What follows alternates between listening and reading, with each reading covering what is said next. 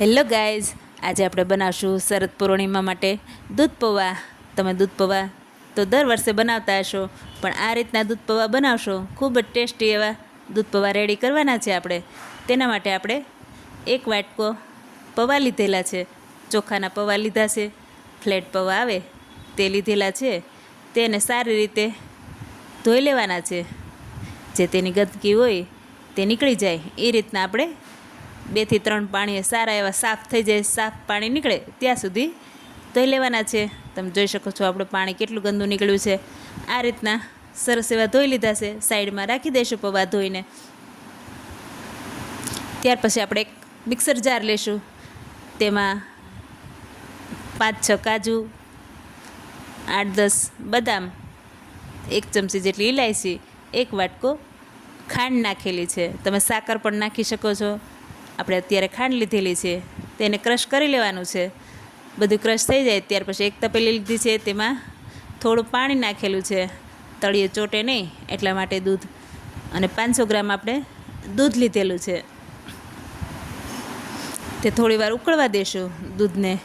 ત્યાં સુધી આપણે થોડું દૂધ લઈને 1 પાઉચ મિલ્ક પાવડરનું નાખેલું છે. તેને સારો એવો ગોળ બનાવી લેવાનો છે, કોઈ લમ્સ ન રહે એ રીતના આપણે બનાવી લેશું. પેસ્ટ જેવી રેડી કરી લેશું. જે આ રીતના આપણે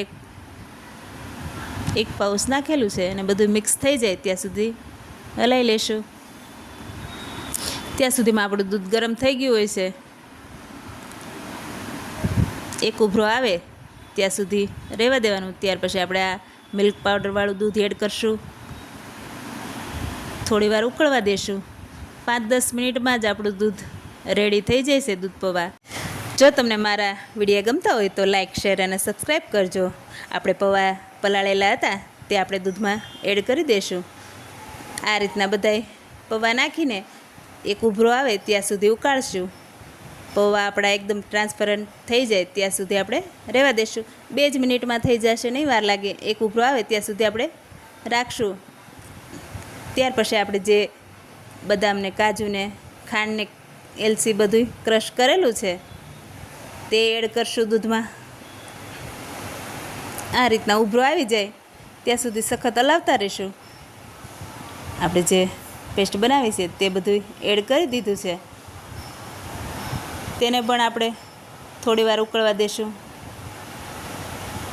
બધુંય થોડી વાર ઉકળવા દેશું. એક ઉભરો આવવા દેશું. એટલી વાર રહેવા દેવાનું છે. એટલે બધું થતાં 5-7 મિનિટમાં આપણો દૂધ પૌવા રેડી થઈ જાય છે. જો આ રીતના તેનો પણ ઉભરો આવી ગયો છે અને સખત હલાવતું રહેવાનું છે. આપણે તળિયે ચોટી ન જાય દૂધ એટલા માટે. તમે જોઈ શકો છો એકદમ ઘટ થઈ ગયું હોય તેવું દેખાય છે અને રેડી થઈ ગયું છે. આપણે સર્વ કરશું એક બાઉલમાં. તેને આપણે પિસ્તાથી ગાર્નિશ કરીશું. લાંબી સ્લાઇસમાં કટ કરેલા પિસ્તા આપણે ઉપરથી એડ કરી દઈશું. ઓપ્શનલ છે, તમારે નાખવા હોય તો નાખી શકો છો. નકર આપણે જેવા સાદા બનાવીએ છીએ દૂધ અને પૌવા અને સાકર તે પણ બનાવી શકો છો. પણ આ રીતના તમે એક વખત બનાવજો. તમે દર વર્ષે આ રીતના જ બનાવશો, એવો ટેસ્ટ આવે છે. એકદમ રબડી જેવું લાગે છે. સવારે એકદમ ઠંડા થઈ જાય અને બધાય વિટામિન્સ આવી જાય છે. આ રીતના આપણા બધાય ગઈઢિયા બનાવતા, તો આપણે પણ આ રીતના દૂધ પૌવા દર વર્ષે બનાવીએ છીએ. અને બનાવીને ટ્રાય કરજો. Thank you.